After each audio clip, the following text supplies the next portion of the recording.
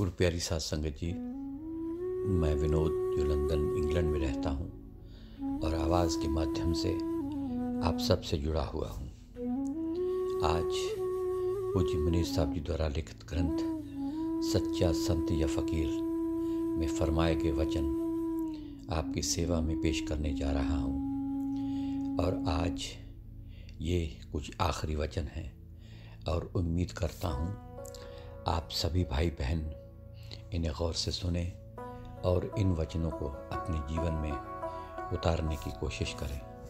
सो पेश हैं पूज्य मनीष साहब जी के वचन और आज कल से आगे। पूज्य मनीष साहब जी अपनी ज़ुबान मुबारक से आज फरमाते हैं कि अक्सर अभ्यासी असफल क्यों होते हैं। कारण यह है कि वे थोड़े वक्त के अभ्यास का फल अपने परिश्रम से अधिक चाहते हैं और शीघ्र ही अपने लक्ष्य की सफलता चाहते हैं और इसके अतिरिक्त सांसारिक अभिलाषाओं के साथ ही खड़ा रखते हैं जो पथ में और भी बाधा बन जाती हैं। जिन जिन फ़कीरों ने भी सफलता हासिल की है उनके जीवन पर अगर गौर करें कि उन्होंने कितना कठोर परिश्रम किया है। और अभ्यासी को भी चाहिए कि भक्ति को भक्ति समझकर ही करे। यह व्यापार का मार्ग नहीं है। संतोष और धीरज रखे, फल हमेशा समय आने पर ही लगा करता है। कबीर साहब जी अपनी वाणी में इस बात को इस तरह फरमाते हैं कि धीरे धीरे रे मना, धीरे सब कुछ होए, माली सींचे केवड़ा, ऋतु आए फल होए। फरमाते हैं कि सहज सहज गुण रमे कबीरा। संत ये चाहते हैं कि सब जीव जिंदा मरना सीख लें ताकि मौत की वेदना से बच सकें, बल्कि वे तो चाहते हैं कि हम सब अंदर सतगुरु को प्रकट करके नाम का रस प्राप्त कर लें और अपने निज घर पहुंच जाएं। फिर फरमाते हैं कि जो व्यक्ति भी अभ्यास करके निज घर पहुंच जाता है वह स्वयं ही जीवन और मृत्यु का बादशाह बन जाता है और अपनी इच्छा अनुसार जहाँ जिस लोक में चाहे स्वाधीनता से आ जा सकता है और अपनी इच्छा अनुसार चोला छोड़ता है। वह मालिक के हुक्म से इस शरीर रूपी चोले को सदा के लिए उतार देता है, जैसे कि कोई पुराने चोले को उतार कर फेंक देता है और सदा के आनंद में समा जाता है। ऐसे व्यक्ति अपना ही नहीं बल्कि अपने कई कुल्लों का उद्धार कर जाते हैं। तीसरी पातशाही श्री गुरु अमरदास जी गुरु ग्रंथ साहब में फरमाते हैं कि संत जना के हर जियो कारज सवारे, प्रहलाद जन के 21 कुल उधारे। सो फरमाते हैं कि जो अभी अपने निज घर नहीं पहुँचे हैं और अभी जीवित भी नहीं मरे हैं और भजन अभ्यास प्रेम और नेम से करते रहते हैं, उनका मृत्यु के समीप दिनों में ध्यान अंदर चला जाता है और कई बार वे घंटों बल्कि कई प्रेमी तो कई कई दिनों तक नहीं बोलते और किसी से बात भी नहीं करना चाहते। गैर सत्संगी को तो वे देखना भी तक पसंद नहीं करते, चाहे वह उनका कितना भी प्यारा क्यों ना हो। ऐसे मौके पर उनकी सेवा में केवल और केवल भजन अभ्यास वाला सत्संगी भी हो जो पास बैठा हुआ और सिमरन करे और वह उसको अधिक ना बुलाए। अगर अभ्यासी सत्संग पास होंगे तो वे अपने जाने के बारे में सारी बात बता देंगे। सतगुरु उनको संतों के रूप में पहले से ही जानकारी दे देता है। कोई मौत से 1-2 माह पहले बता देता है, कोई 10-20 दिन पहले, कोई 2-4 दिन पहले, कोई अवसर आने पर ही बताता है। शम्स तबरेज़ साहब अभ्यासी की मृत्यु के समय मुर्शिद के आने का जिक्र करते हुए फरमाते हैं कि मालिक के प्रेमी तो बाखबर मरते हैं, उनको अपने मौत की पहले से ही खबर हो जाती है। वे अपने प्रीतम के सामने एक मीठी मौत मरते हैं।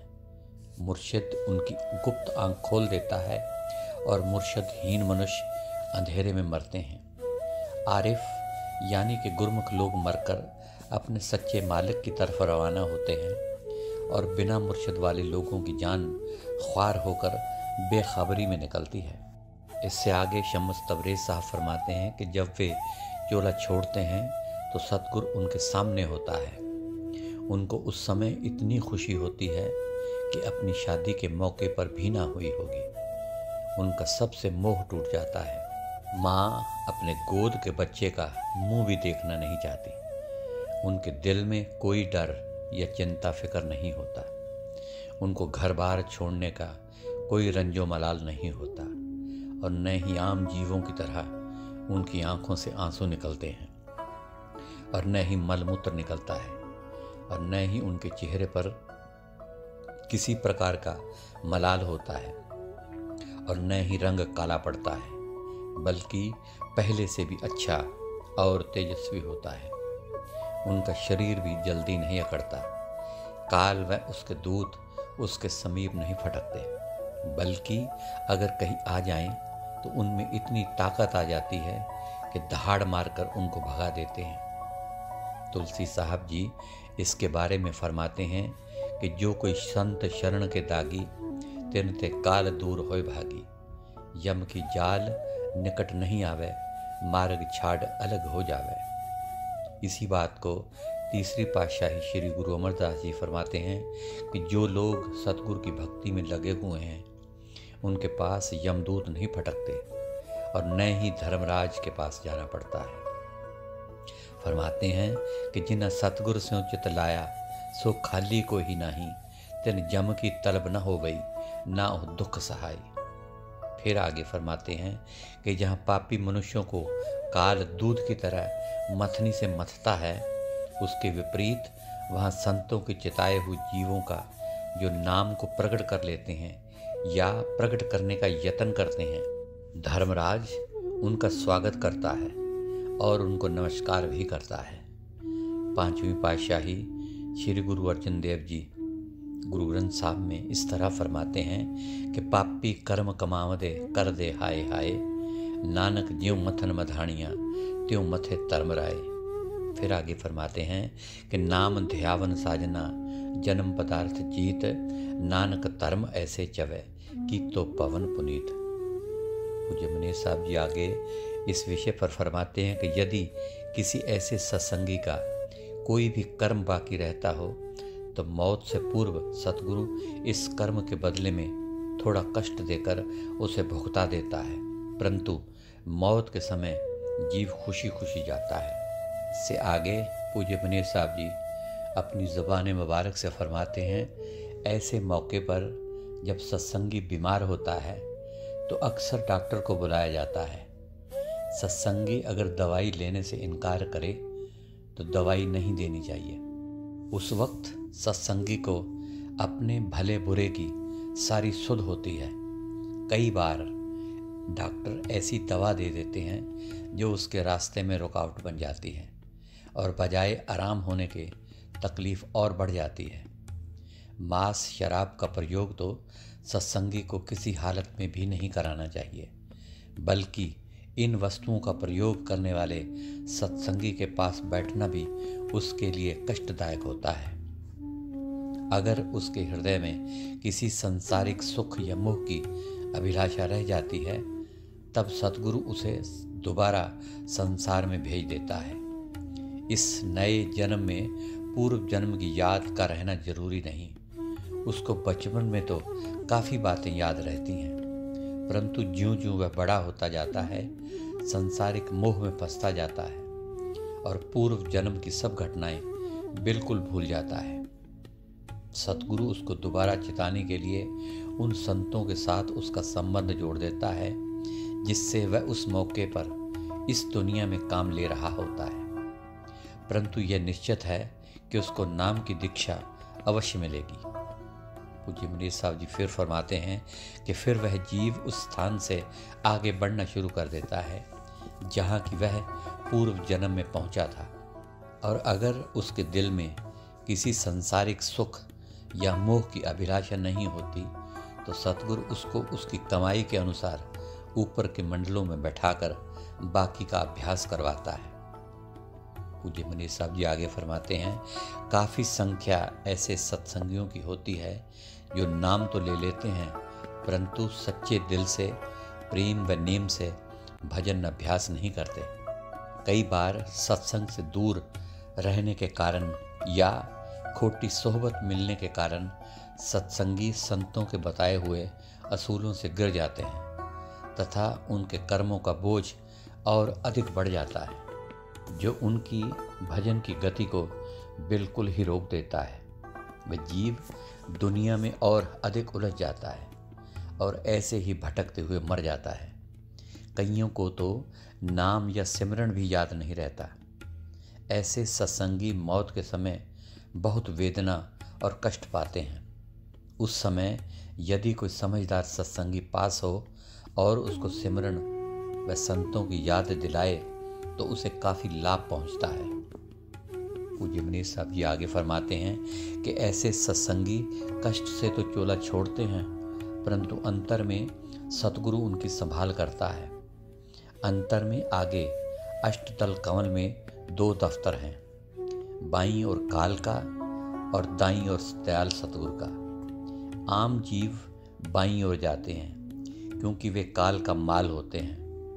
जब ऐसे सत्संगियों की आत्मा अंदर जाती है, वे अष्टदल कमल में पहुंचती है तो काल उसको पकड़ना चाहता है, परंतु दाईं ओर से संत उठकर उसको संभाल लेते हैं। उनको अपने विरध की लाज है। इसके बारे में तुलसी साहब जी फरमाते हैं कि जब वो काल डोर को पकड़े जाई, संत सुरत की बैठक वाही, वही सतगुरु की बैठक पासा, डोर छोड़ होए काल निराशा। इससे आगे फरमाते हैं कि जबकि आम जीवों का फैसला तो काल या धर्मराय करता है, पर इन जीवों से उसका कोई संबंध नहीं रहता। संत स्वयं उनका फैसला करते हैं। उसको कोई सज़ा देनी हो तो वह स्वयं देते हैं। हाफिज साहब फरमाते हैं कि जिनको दरवेशों अर्थात सच्चे संतों की सोहबत व संगत मिली है, उनको हिसाब लेने वाले धर्मराय का कोई डर नहीं रहता। फरमाते हैं कि जब तेरा हिसाब का दिन आएगा तो तुझे पता चलेगा कि दरवेशों की सल्तनत में यमराज को ताकत नहीं कि वो हिसाब भी मांग सके। हाफिज साहब अपने फ़ारसी के इस शेर में इस बात को इस तरह बयां करते हैं, तुरा बरोज़े हिसाबी अमर शब्द मालूम कि बूद सल्तनते बेहिसाब दरवेशी। जिस तरह पुत्र कितना भी बुरा व नालायक क्यों ना हो, पिता को उसकी लाज है। अगर किसी सिलसिले में वह जेल जाने का अधिकारी भी हो जाए तो बाप रुपया देकर उसको छुड़ाने की कोशिश करता है। इसी प्रकार संत अपने चिताए हुए जीवों की संभाल करते हैं। 5वीं पातशाही श्री गुरु अर्जन देव जी फरमाते हैं कि गुरमुख कोट उधार दा भाई, दे नामे एक कणी। यदि कोई सत्संगी सख्त गुनाह कर बैठे जिसकी सज़ा सख्त नरक हो तो संत उसको काल के हवाले कर देते हैं, क्योंकि कर्म का विजाना तो देना ही पड़ता है। फिर भी संत उसकी संभाल करते हैं और कुछ दिन वहाँ भेजकर छुड़ा लाते हैं। तुलसी साहब से हृदय ने ये सवाल किया था कि अगर संतों का चिताया हुआ जीव खोटे कर्म में फंसा रहे तो उसका नतीजा क्या होता है।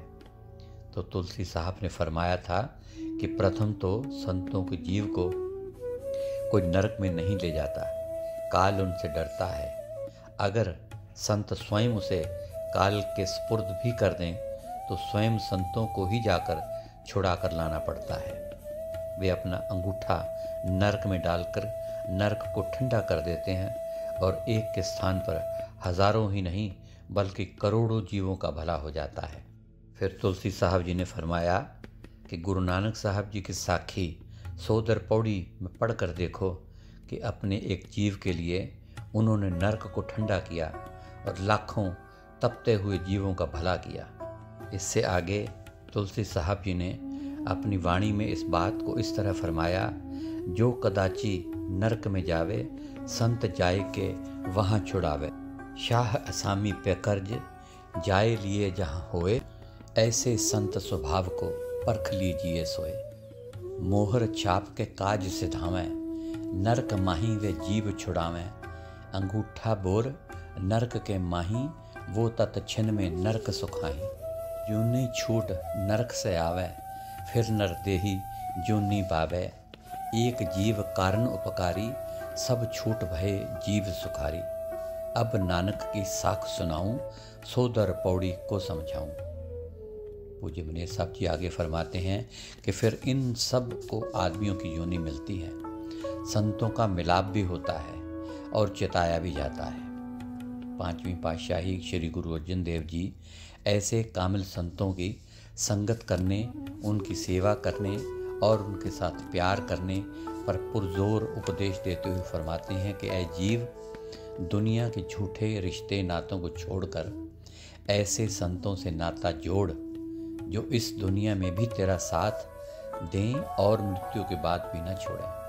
और इस बात को अपनी वाणी में, जो कि गुरु ग्रंथ साहब में दर्ज है, फरमाते हैं कि नानक कच्चड़ियाँ सो तोड़, ढूंढ संजन संत पक्कियाँ, ओह जिਉਂਦੇ विछड़े, ओ मोया न जासी छोड़।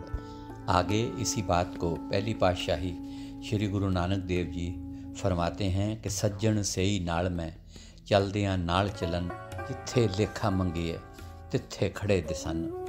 सो गुरु प्यारी साध संगत जी, आज के लिए इतना ही। आज इस ग्रंथ के कुछ आखिरी अंश आपकी खिदमत में पेश किए गए हैं। कल आपकी सेवा में अपने महबूब पूज्य मनेर साहब जी द्वारा लिखित ग्रंथ सच्ची प्रेमा भक्ति और प्रार्थना ग्रंथ को शुरू करूँगा और उम्मीद करता हूँ कि मेरे सभी भाई बहन इस ग्रंथ को भी प्यार से अपने जीवन में उतारने का प्रयास करेंगे। और आखिर में मेरी प्यार भरी धन धन सतगुरु तेरा ही आसरा, हाजिर नाजर जिंदा राम तेरा ही आसरा कबूल फरमाएं।